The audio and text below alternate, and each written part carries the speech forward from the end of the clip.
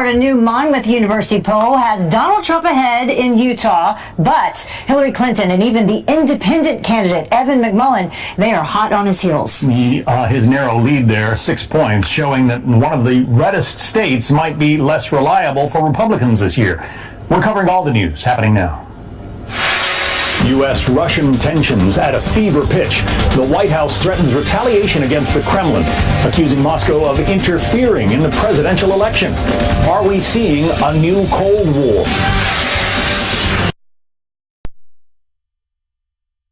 Of Hurricane Matthew.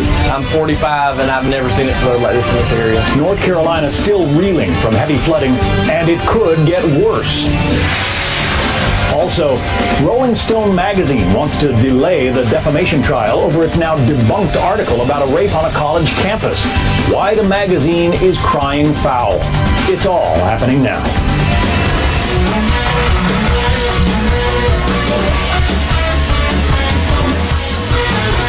But we begin our second hour today with the Clinton campaign dealing with more damaging emails released by WikiLeaks, revealing the inner workings of Team Clinton in a very unflattering light, you might say.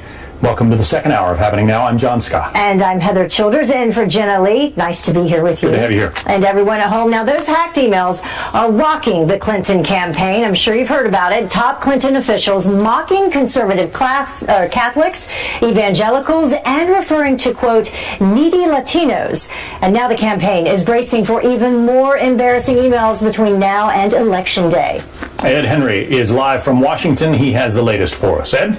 John, good to see you. You're absolutely right. It wasn't just Hillary Clinton herself calling half of Donald Trump's supporters a basket of deplorables. You have all kinds of emails now spilling out, a new batch, in fact, today. And some of them, as you noted, going after Catholics, for example. John Podesta is at the center of this. His emails leaking out, trading emails back and forth with a liberal activist about maybe sparking a revolution within the Catholic Church. That was before the campaign ever started, this presidential campaign. But another set of emails in which they attacked the executive chairman of 21st Century Fox, Rupert Murdoch, for raising his kids as Catholics. John Halpin, a liberal activist, writing in one email, quote, "It's an amazing bastardization of the faith. They must be attracted to the systematic thought and severely backwards gender relations, must be totally unaware of Christian democracy." Well, someone on that email chain was Jennifer Palmieri, who's the communications director now of the Clinton campaign. She wrote back, quote, "I imagine they think it is the most socially acceptable, politically conservative religion. Their rich friends wouldn't understand if they became evangelicals." As you can imagine, Donald Trump, trying to stir up conservative voters, is jumping on this while Palmieri is trying to explain. New emails also show members of the Clinton team viciously attacking Catholics and evangelicals. They attack Catholics and evangelicals viciously. And that won't be tolerated, but it won't be tolerated by the voters. I'm a Catholic. I don't recognize that email that we saw. And this whole effort is led by the Russians. The Russians, ones that orchestrated this hack. And another email, John Podesta telling Huma Abedin, a top aide, of course, to Hillary Clinton, that the candidate needed to call, quote, needy Latinos and make one easy call to a former governor. One of those needy Latinos was Bill Richardson, a Democratic Party leader. Interesting, because you saw Jen Palmieri there saying, look, this is all the Russians' fault, and complaining about the hack, but not denying that these emails are real, John. Ed Henry in Washington. Ed, thank you. And we are, I should mention, just going through a new batch of leaked emails that just arrived via WikiLeaks. We're combing those for information. We'll have any interesting nuggets that develop. In the meantime, another surreal day in campaign 2016. As Ed just reported, Hillary Clinton's campaign is dealing with those embarrassing emails that WikiLeaks released, while Donald Trump fires back at the New York Times and other media outlets after multiple women came forward with allegations of groping and inappropriate behavior. His team is now demanding a retraction and threatening to sue the New York Times.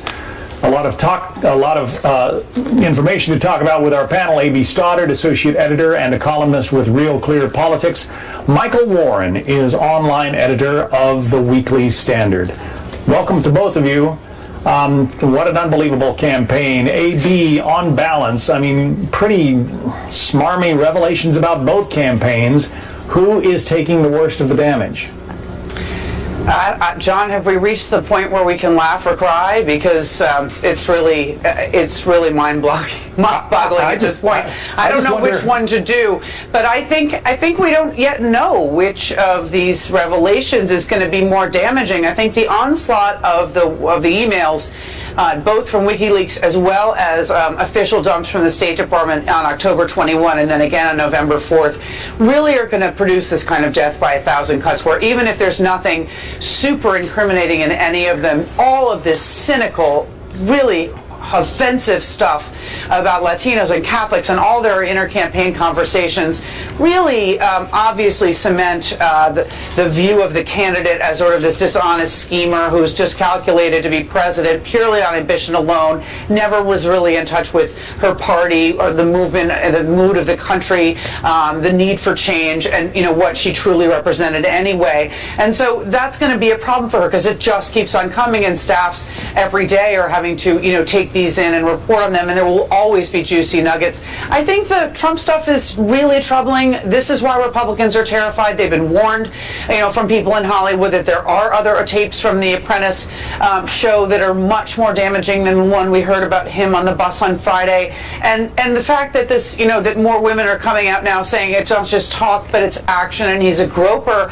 They fear that there will be more accusers, and you can point the fingers at some accusers, but if the list grows too long, it's just a really tough position for Republicans who are trying to defend him for 26 more days. Michael, it is fascinating that were it not for, the Access Hollywood tape and the accusations, Hillary Clinton's emails and her campaign troubles would be front and center. Yeah, that's right, and I think that's ultimately why Donald Trump's problems will be a bigger problem for him than Hillary Clinton's are for her. For a lot of reasons, though. I mean, Hillary Clinton is ahead, Donald Trump is behind. He needs to be, cleaning up with the small and growing smaller group of undecided swing voters. I don't see how any of these revelations about the accusations from these women, the tape, which clearly shows him describing things very similar to what these women who are accusing him of doing are.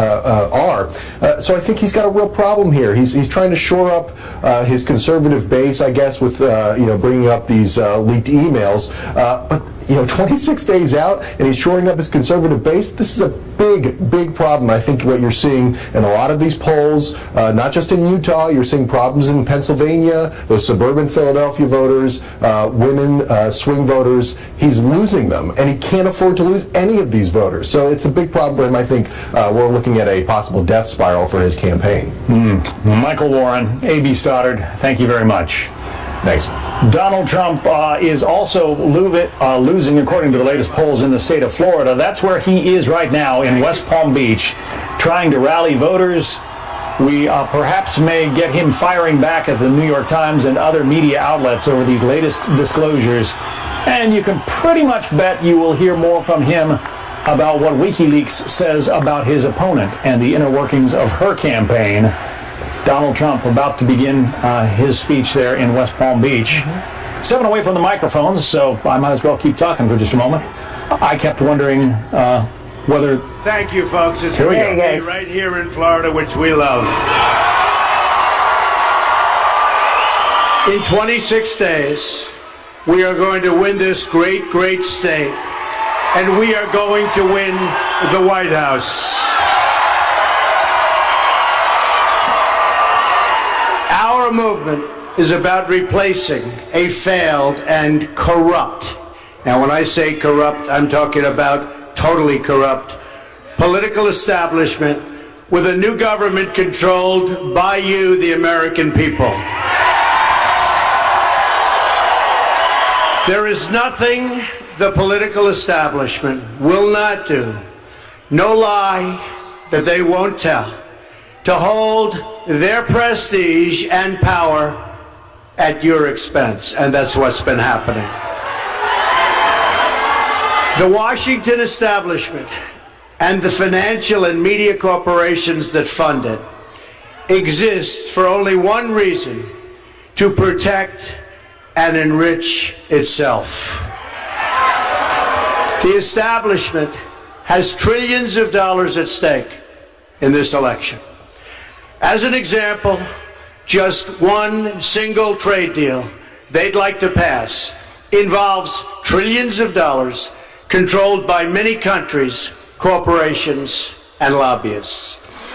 For those who control the levers of power in Washington, and for the global special interest, they partner with these people that don't have your good in mind. Our campaign represents a true existential threat, like they haven't seen before.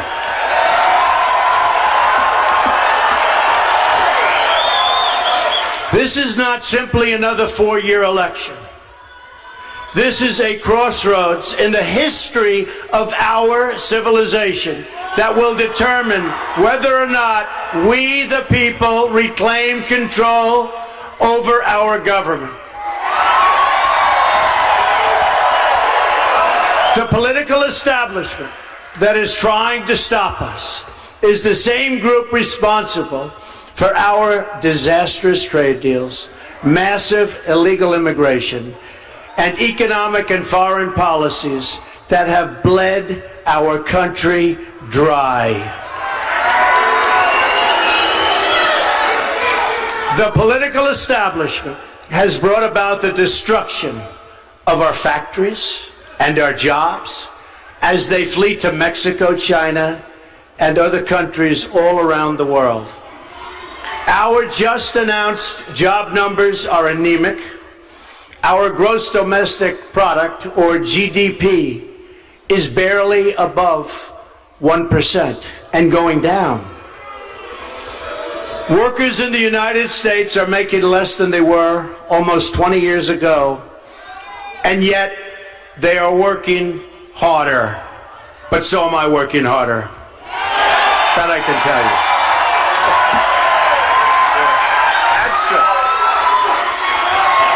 It's a global power structure that is responsible for the economic decisions that have robbed our working class, stripped our country of its wealth, and put that money into the pockets of a handful of large corporations and political entities. Just look at what this corrupt establishment has done to our cities like Detroit, Flint, Michigan, and rural towns in Pennsylvania, Ohio, North Carolina, and all across our country. Take a look at what's going on. They've stripped away these towns bare and raided the wealth for themselves and taken our jobs away out of our country, never to return unless I'm elected president.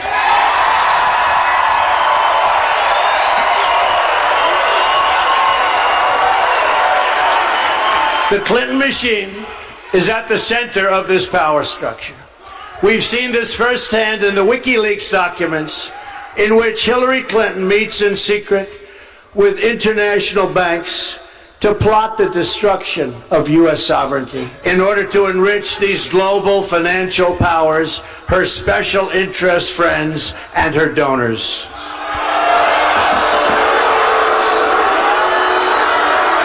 So true.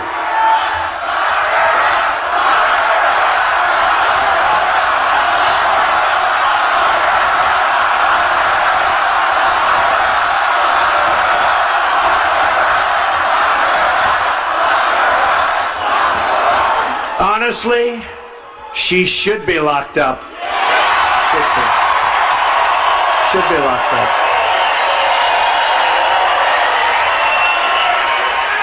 And likewise, the emails show that the Clinton machine is so closely and irrevocably tied to the media organizations that she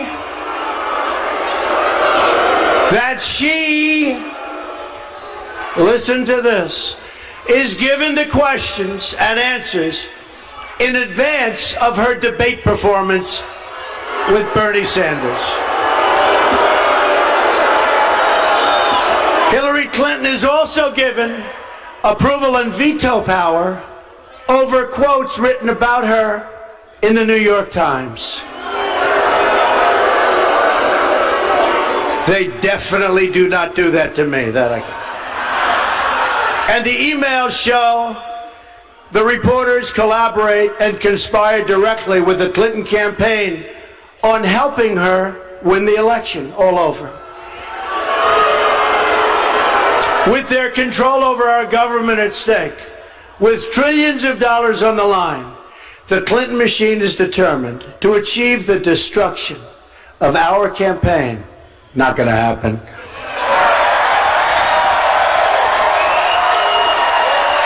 Which has now become a great, great movement, the likes of which our country has never seen before, never ever.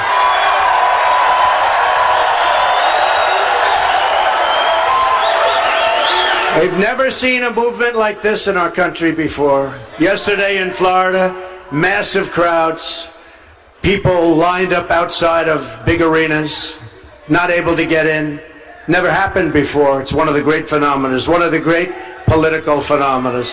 The most powerful weapon deployed by the Clintons is the corporate media, the press. Let's be clear on one thing. The corporate media in our country is no longer involved in journalism. They're a political special interest, no different than any lobbyist or other financial entity with a total political agenda, and the agenda is not for you, it's for themselves.